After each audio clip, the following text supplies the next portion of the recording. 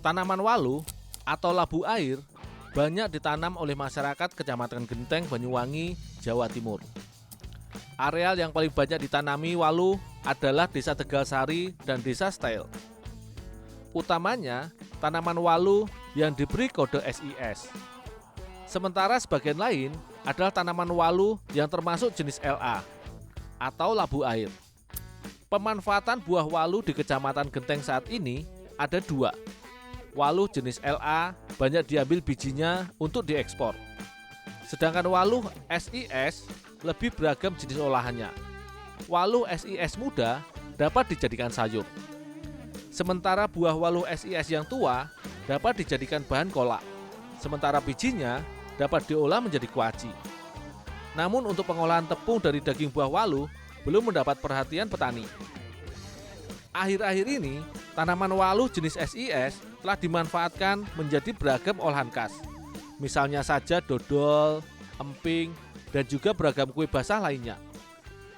Lokasi produsen olahan waluh ini ada di Desa Style, kira-kira 5 km di utara Desa Tegalsari.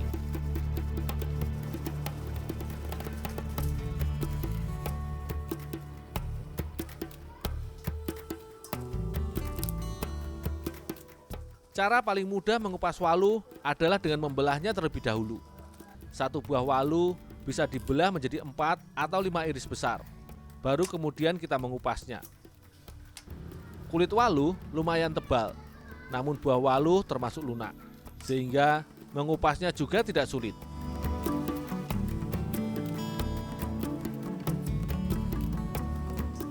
Buah waluh telah sejak lama dikonsumsi manusia. Kandungan gizi yang terdapat di dalam dagingnya antara lain karbohidrat, berbagai jenis vitamin, lemak, dan juga kalsium. Buah waluh juga dipercaya dapat mengurangi resiko penyakit degeneratif, misalnya diabetes, jantung, dan juga darah tinggi.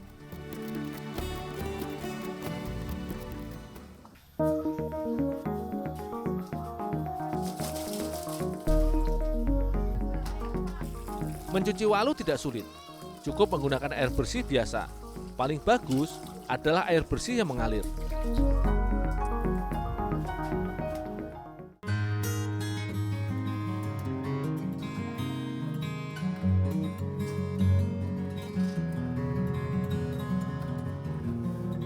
Yang harus diperhatikan saat mengukus waluh adalah susunan irisannya. Sebisa mungkin semua menghadap ke bawah. Selain memaksimalkan kapasitas soblok, juga akan lebih cepat matang. Buah waluh ini akan matang setelah dikukus selama kurang lebih 2 jam.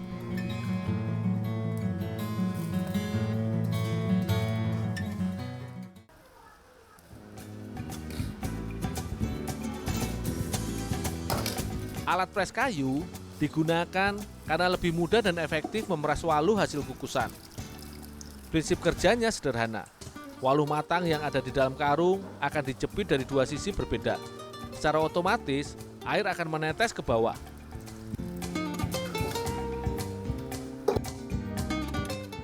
Namun jumlah air yang ada pada waluh ini juga tidak banyak. Cukup 2 kali dipres, gilingan waluh sudah akan menjadi kesat dan siap diolah lebih lanjut lagi. Bu, ini labunya, Bu. Oh ya, kan situ aja. Jadi Bu ya. Oh ya. Waluh yang diperas akan ditambah dengan beberapa bahan tambahan lagi. Pertama adalah bumbu untuk memberi rasa sedap. Waluh kemudian ditakar berdasarkan formula resep. Gula pasir ditambahkan dalam jumlah yang sudah disesuaikan. Dan bahan lainnya adalah margarin dan juga telur. Semua bahan tersebut akan disatukan dengan tepung terigu. Barulah dapat dioleni menjadi adonan.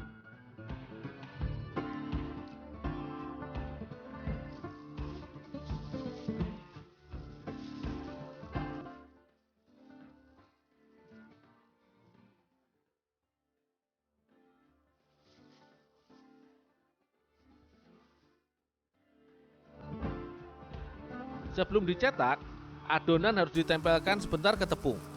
Gunanya agar adonan tidak menempel pada alat gilingnya. Adonan hanya bisa digiling sedikit demi sedikit. sebab kapasitas alat yang dipakai juga terbatas. Namun dengan teknik ini, kualitas lembaran adonan yang dibuat justru semakin baik, karena pekerja dapat lebih mudah mengontrol hasil gilingannya. Emping walu dicetak dengan cetakan berpola bunga. Cetakan ini memiliki lengkungan 4 buah. Mencetaknya cukup mudah. Cetakan tinggal ditekan pada lembaran adonan dan emping walu mentah pun sudah jadi dibuat. Emping walu digoreng sesaat setelah dicetak. Dengan cara ini, emping yang dihasilkan akan lebih renyah. Hasilnya akan berbeda jika digoreng sehari setelah dicetak misalnya. Jadi, tak heran jika proses mengolah emping walu ini sering dilakukan hingga malam hari.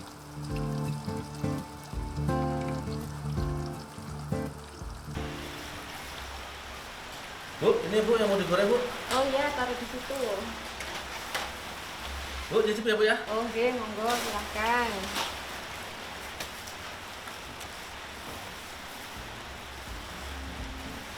Emping walu dipasarkan dalam kemasan kecil. Satu kemasan beratnya 150 gram.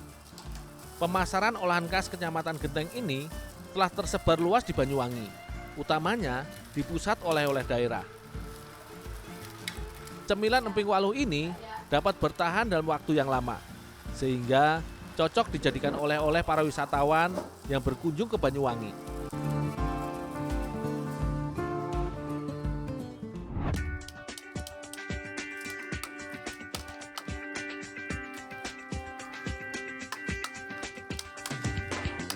Indonesia negara yang kaya dengan berbagai jenis tanaman kacang-kacangan.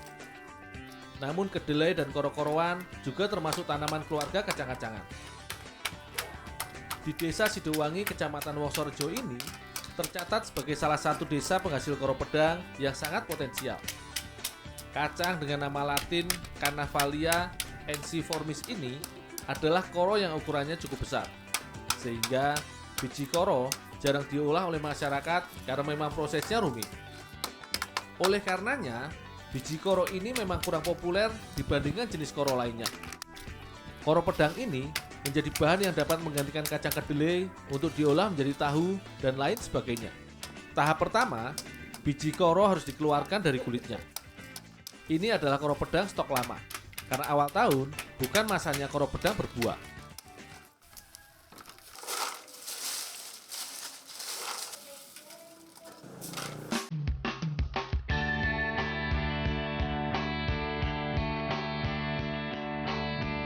Tahap pencucian bukan hanya untuk membuang kotoran yang menempel saja, tetapi sekaligus untuk menyortir biji koro yang kurang bagus atau rusak.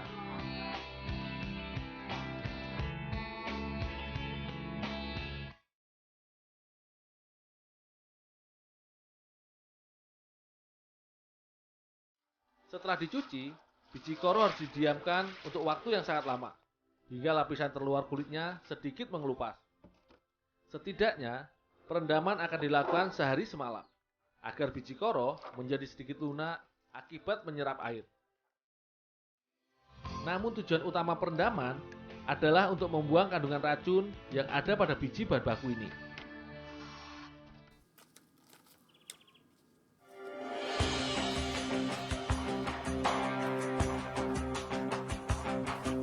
Perebusan akan dilakukan selama 1 jam lamanya. Biji koro bagian dalam akan matang, tetapi kulit arinya akan terlepas dari biji bagian dalamnya. Proses perebusan ini tidak boleh ditambah waktunya. Jika terlalu lunak, malah akan mudah hancur.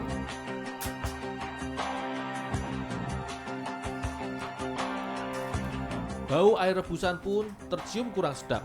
Namun ini pertanda baik. Sebab itu berarti getah dan berbagai macam zat tidak berguna pada koro telah sebagian keluar dari dalam biji koronya.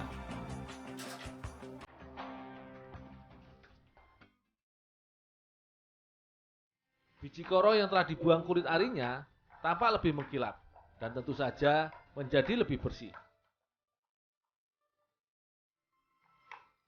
Kulit ari koro pedang tidak dibuang begitu saja, sebab masih dapat diolah menjadi semacam keripik kulit koro.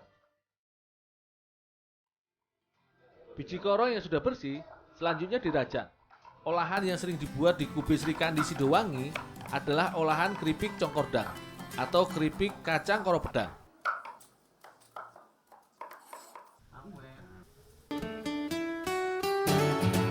Perebusan kedua dilakukan pada koro rajangan. Namun waktunya tidak lama, hanya setengah jam saja koro rajangan ini sudah dapat diangkat dari panci.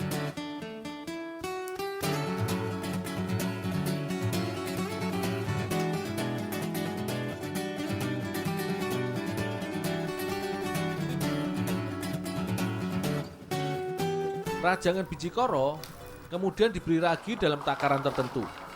Proses peragian dilakukan saat rajangan koro ini masih cukup panas.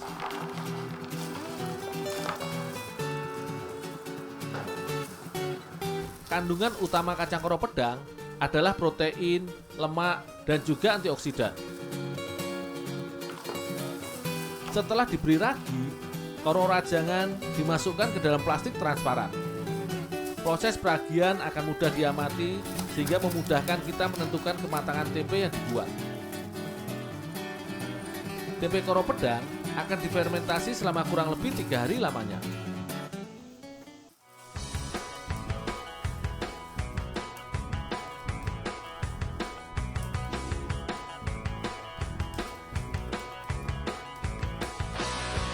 Tempe koro pedang harus diiris tipis sebelum digoreng. Namun di Kube Srikandi Sidowangi, seringnya tempe dijual dalam bentuk mentah. Seringnya saat baru diberi ragi, sudah ada pemesannya. Berkat olahan koro pedang ini, Kube Srikandi Sidowangi telah beberapa kali meraih penghargaan dari pemerintah daerah.